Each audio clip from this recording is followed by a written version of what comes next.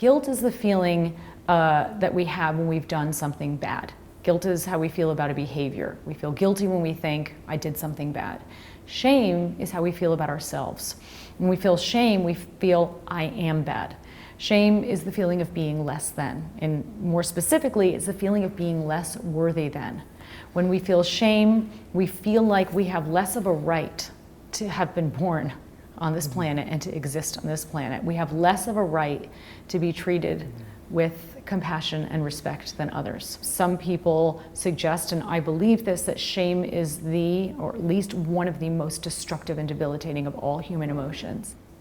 Most people are deeply defended against feeling shame and will do just about anything to avoid ever having to experience this feeling, because it is so deeply painful and so deeply destructive if we buy into it, which of course we do because we're relational beings. So we're hardwired to empathize as humans. We know this.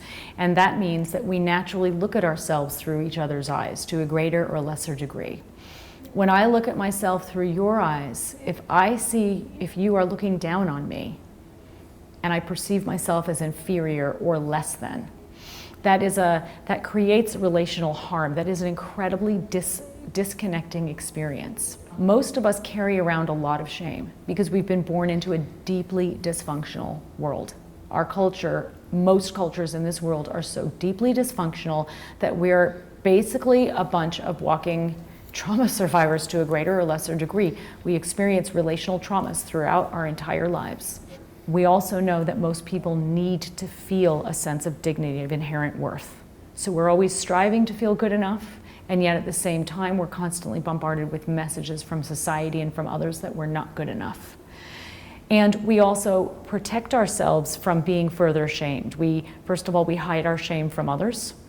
We don't want to admit that we feel shame because we feel ashamed of being ashamed. And we also hide our shame from ourselves. We bury it under endless piles of work. We wrap it inside all of our successes, trying to be the best activist or have the most money or whatever it may be.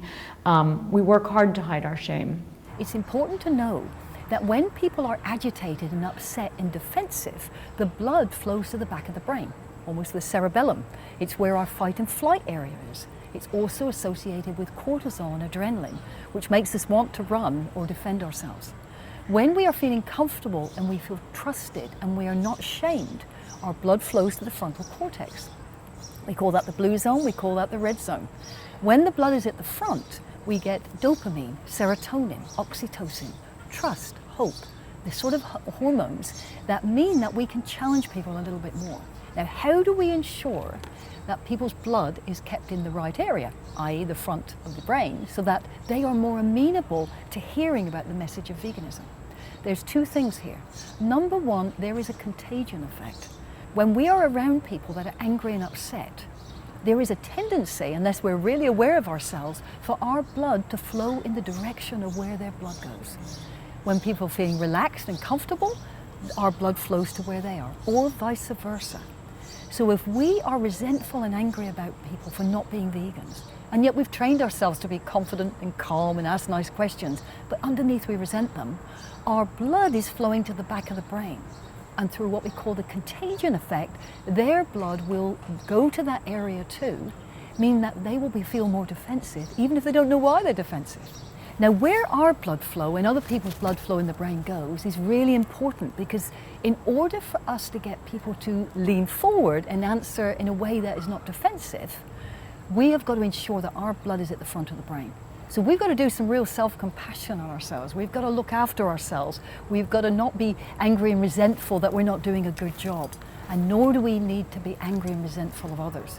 Because even if we cover it up, and our blood is actually then flowing to the back of the brain, even though we look confident, other people's blood will gravitate there and they will be in a fight and flight area.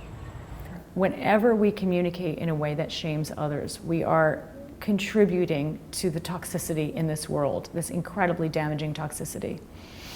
It's also important to recognize that, a lot of people who have good intentions try to use shame to motivate people to make positive change. And sometimes they'll say, well, I made changes because I was shamed.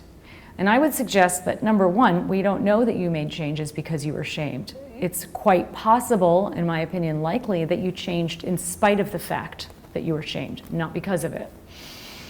Shamed people are not people typically who feel a sense of agency to take positive action on their own or others' behalves. Shamed people really are focused on protecting themselves from further shame. They tend to withdraw or attack in self-defense.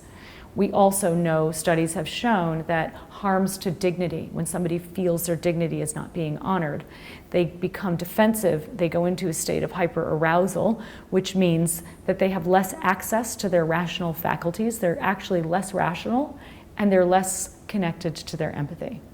So if we want to cultivate positive change in the world, shaming people, in my opinion, is very much not the way to do it. In many ways, you know, truth is like a lion. We don't have to defend it. We have to put it out there and it will defend itself. It's how we deliver that truth and engage people in solutions which is going to be the way.